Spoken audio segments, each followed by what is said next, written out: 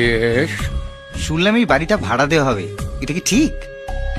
না, ভুল। আচ্ছা, আপনি কে?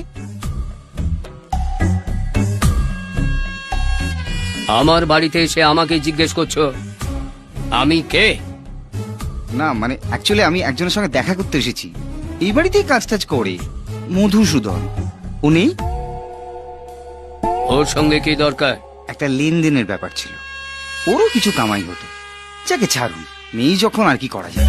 Sir sir sir sir sir, আমি মধুসূদন। বিশ্বাস হচ্ছে না? হচ্ছে না তো? এই এই দেখুন দেখুন, এই যে এই না, না, না, এই দেখুন দেখুন, এই এই এই দেখুন, এই যে ওহো, এইটা আসল ছবি, হ্যাঁ। আগেরটা ট্রেলার ছিল। চাকরি ছেড়ে দিন ছেড়ে দিন, ভেতর চলুন, ভেতর গিয়ে কথা বলি। হ্যাঁ, আসুন, চলুন। আসুন স্যার, আসুন আসুন। আজ ঘুম থেকে উঠে ডান হাত থেকে এরকম চুল করছিল, ভাবছিলাম চুল করছে কেন, এখনো তো মাইনের ডেট আসেনি। হ্যাঁ হ্যাঁ হ্যাঁ, তো চলবে? না থ্যাংক ইউ। আমার আবার দিন শুরু হয় এটা দিয়ে কুলকুচি করে। বাবা, জল সোডা কিছু মেশালে না, নিট মেরে দিলে। কি জানেন স্যার, বাবু তার বন্ধু বান্ধবদের জন্য এইসব আনিয়ে রেখেছিল।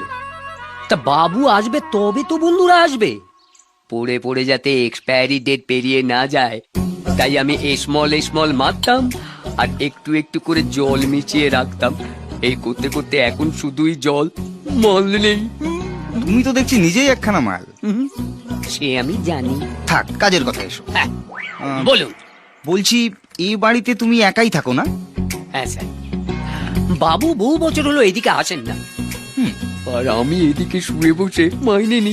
হ্যাঁ, আচ্ছা, মাইনের উপরে যদি কিছু উপরি পাওয়া যায় তাহলে কেমন লাগবে মধুসূদনের?